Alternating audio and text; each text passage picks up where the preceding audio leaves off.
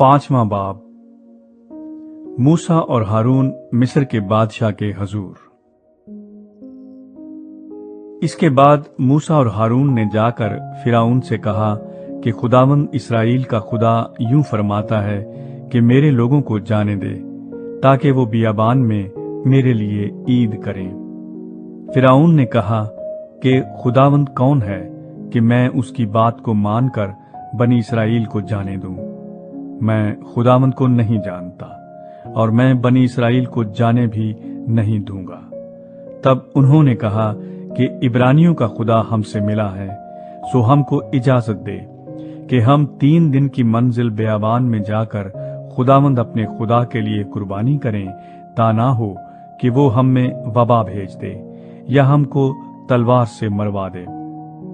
तब मिस्र के बादशाह ने उनको कहा, आए मूसा और आए हारून, तुम क्यों इन लोगों को इनके काम से छुड़वाते हो?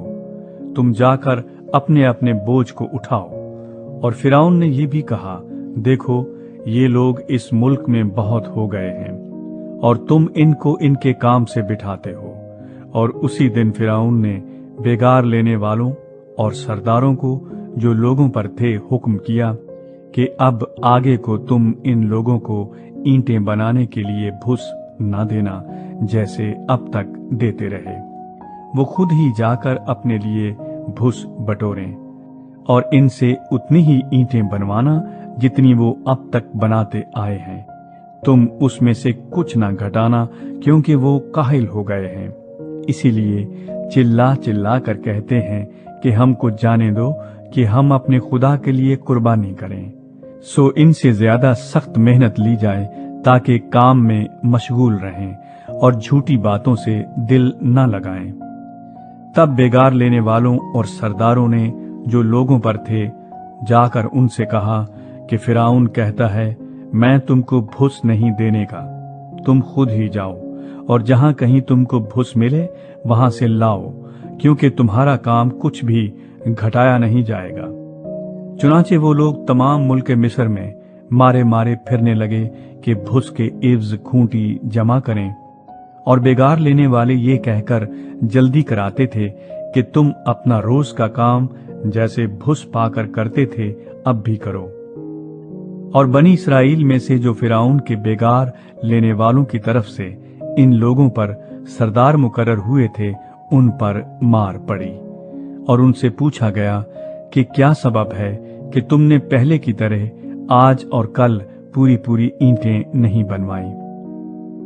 तब उन सरदारों ने जो बनी इस्राएल में से मुकर्रर हुए थे फिरौन के आगे जाकर फरियाद की और कहा कि तू अपने खादिमों से ऐसा सलूक क्यों करता है?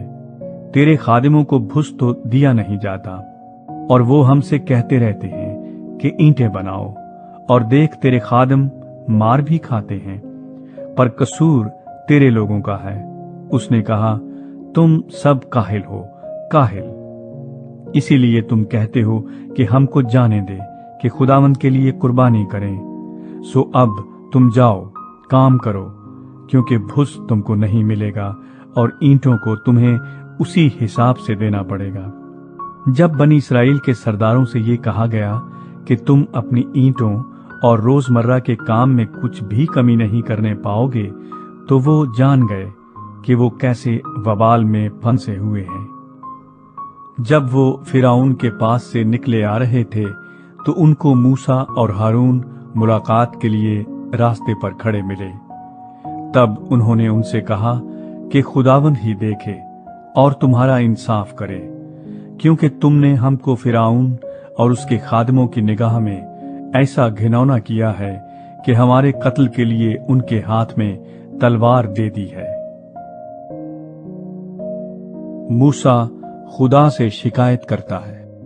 तब मूसा खुदावंद के पास लौट कर गया और कहा कि ऐ खुदावंद, तूने इन लोगों को क्यों दुख में डाला और मुझे क्यों भेजा? क्योंकि जब से मैं फिरौन के पास तेरे नाम से बातें करने गया, उसने इन लोगों से बुराई ही बुराई की और तूने अपने लोगों को जरा भी रिहाई न बख्शी।